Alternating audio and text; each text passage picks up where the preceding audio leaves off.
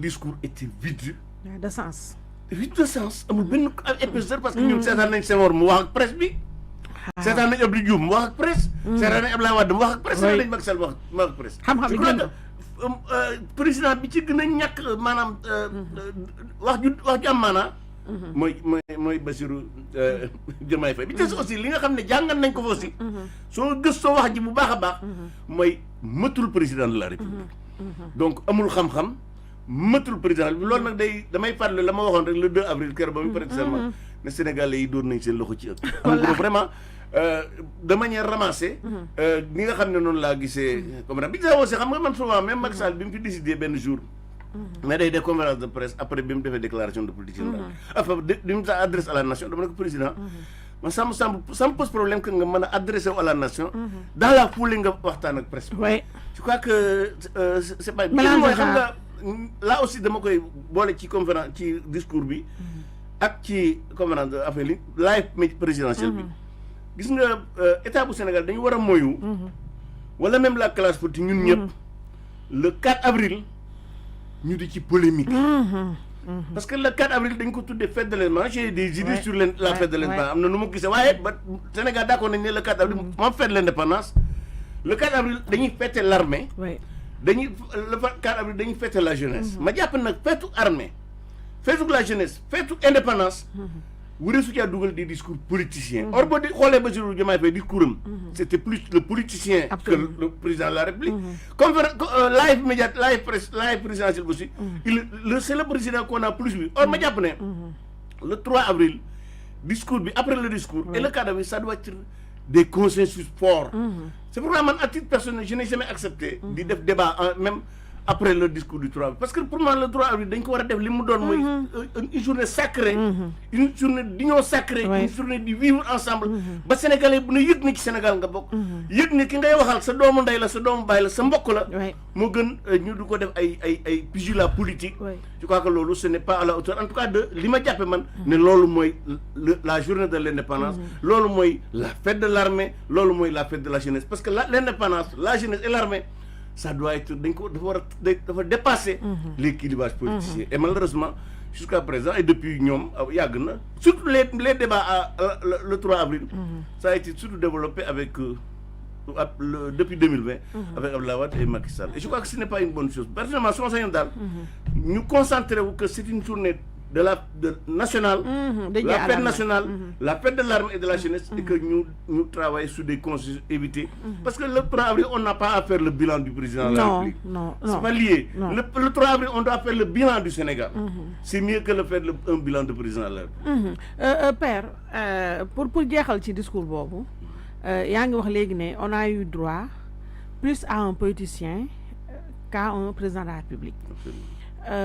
Ñu bari jàpp ne ce jour-là il y a eu le comeback de Bassirou Diomaye Faye secrétaire xawma lan national du PASTEF mu am nag ay déclaration ci biir discours bi yoo xam ne qui ont fait beaucoup de dégâts ndax quand un président de la République di jeter en pâture l'un des pouvoirs de ce pays consacré par la Constitution muy le judiciaire nga osé taxaw de mémoire de citoyenne de mémoire d'homme on a vu dans aucun pays du monde ce qui s'est passé keroog xam nga Sénégal nag père li muy wax tout le temps ne nous avons perdu maa ngi nuyu London Lady ak Marie-Jo Kane la marraine Mamadou Sy Khady Diallo tasaare leen partagé leen di may ay cœur di leen nuyu yéen ñëpp Khadijatou Diallo Ngagne Ndiaye notre frère alors quand nee na Sénégal père c'est mon constat personnel nous avons perdu avec l'avènement du PASTEF te lépp yow yàgg nga ko wax notre capacité d'indignation nous avons perdu tout simplement notre âme te loolu dafa delluwaat rek ci phrase bi naqare woon ñii mooy askan bu alku ndax da nga naan man keroog dama toog su ma ba may seetaan Diomaye père dama ne ñun qu'est-ce qu'on a fait pour mériter ça ñun est-ce que amul est-ce que ñun Sénégal tooñu ñu wàlliwu est-ce que yàlla suñu borom bi merewuñu est-ce que ñun non et puis dama toog j'étais là moi face à Diomaye muy wax ay énormité ma gis soi-disant journalistes yooyu jàkkaarloog moom oui ñu mel ne ay pot de fleurs muy wax yu graaw ndax tey quand un président de la République donc l'exécutif nga dem presque xam nga dafa am appel à l'insurrection mais Diomaye li mu def appel à lan la ndax moom dafa ne appel presque Diomaye li mu def presque mën nañ ko méngale ak appel mais à attaquer la justice ndax bu demee ba ne peuple bi nañu def pression ci justice xam nga loolu dafa transcender la personne de Ousmane Diagne loolu njiitu réew mu taxaw di wax loolu yow ngay le père de la nation nga nekk le chef suprême des armées nga am pouvoir discrétionnaire di nommer aux emplois civils et non civils yow ñu affublé la ak moom xam nga affublé sax ci tubaab c'est péjoratif mais moom dafa ànd ak moom ndaxte xamul luy lan mooy président de la République tey yow nga war a protéger ñëpp donc quand il dit ça ne dañu war a ba pare et puis xool baat bu grave bi mu utilisé yow nga xam dégg nga olof mu ni justice di daagu kan mooy daagu di jigéen xam nga loolu les gens n'ont pas fait la corrélation quand tu dis mu kii justice di daagu benn ci phrase bu grave mooy j'étais en pâture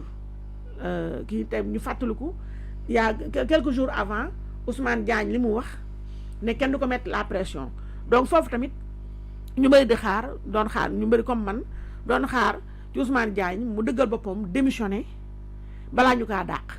beneen bi nga xam ne ci fond bi te yéen ma si bëgg am sa xalaat yow mooy Diomaye quand il dit que pouvoir bi moom lépp attanu ko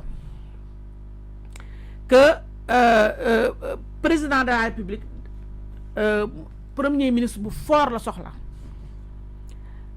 mooy moom mu wax mu junñu ne mu confirmer li ñëpp di xalaatoon mooy il partage le pouvoir loo xam ne ni constitution joxu ko moom moo jël prérogative am te nag nous sommes quand même dans une république tenue de respecter la constitution moom Diomaye mu avoué à la face du monde que moom xaarul modification constitution beeg nangam mais moom ci boppam dafa anticiper jox